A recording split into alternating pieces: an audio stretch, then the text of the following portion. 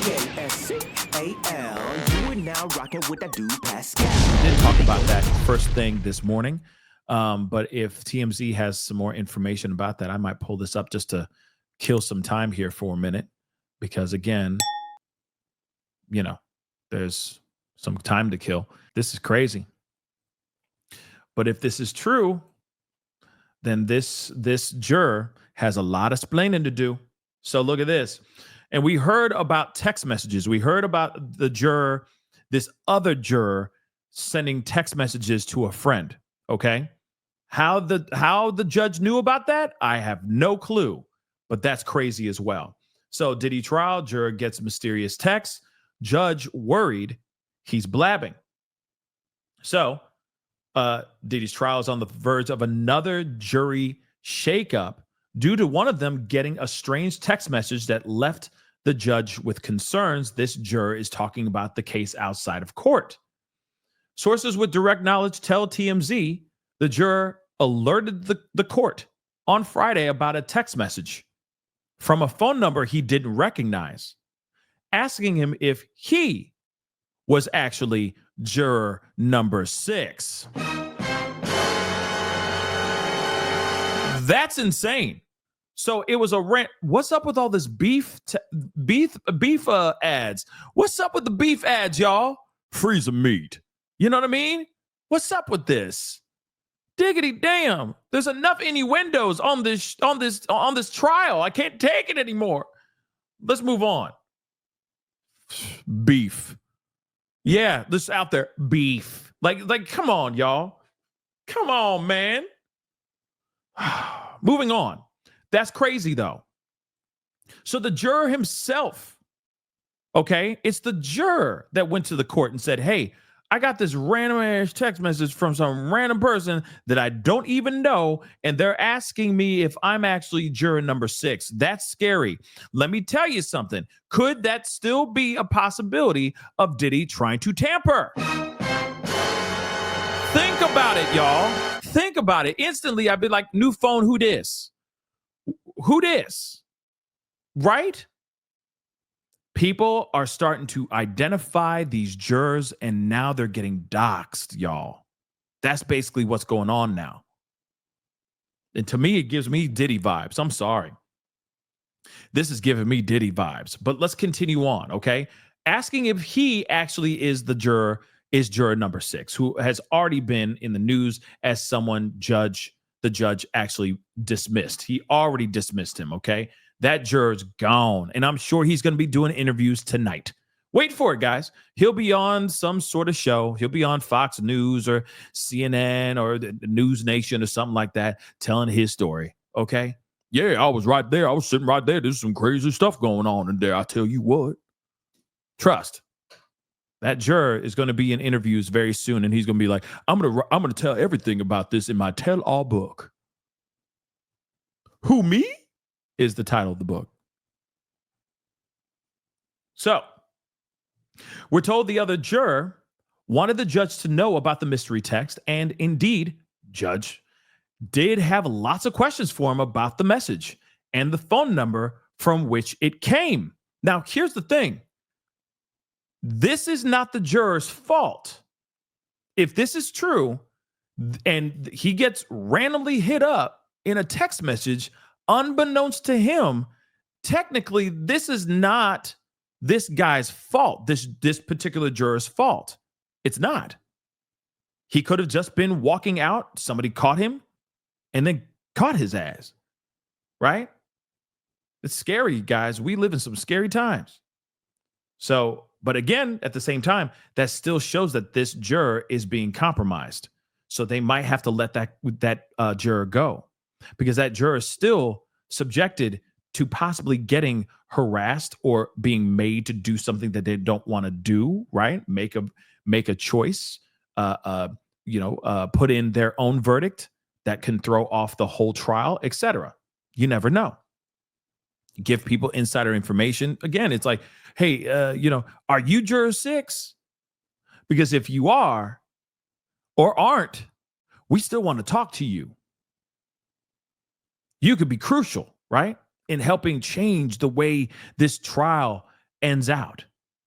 Okay, so our sources, although our sources say, although the juror says he didn't recognize the phone number, the judge has concerns he might be discussing the trial with people who are quote unquote not on the jury, which obviously would be a major violation of the judge's instructions.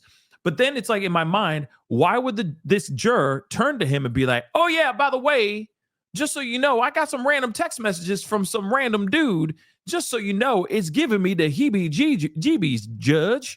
Take a look at it. Ain't that kind of weird? I don't even know this mother lover.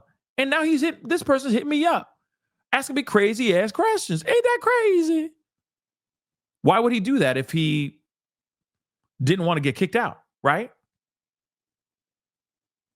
His transparency, I think, should hold some merit, in my personal opinion.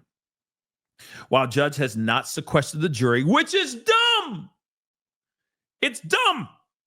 Do you understand how dumb that is? I'm sorry. With all due respect, I appreciate the judge. He's a smart guy. He's doing everything he's doing. I think he's keeping it very fair from what I've seen so far.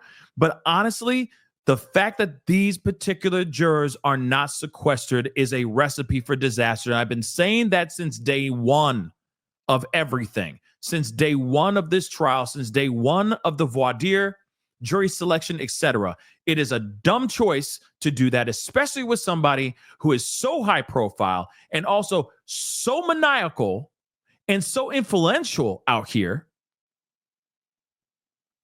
It's just a dumb move, guys. But he has not sequestered the jury. They get to go home every day. They're all been instructed not to discuss the case with anyone or read any news about it, which is impossible.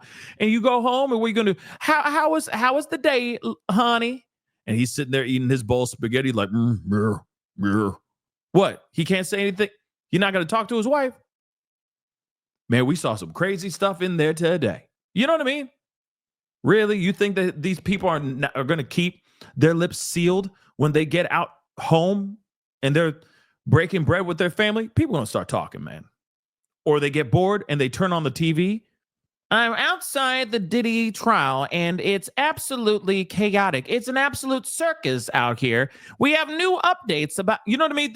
It's everywhere. You can't escape it. So again, it's like, wow, what is going on, man?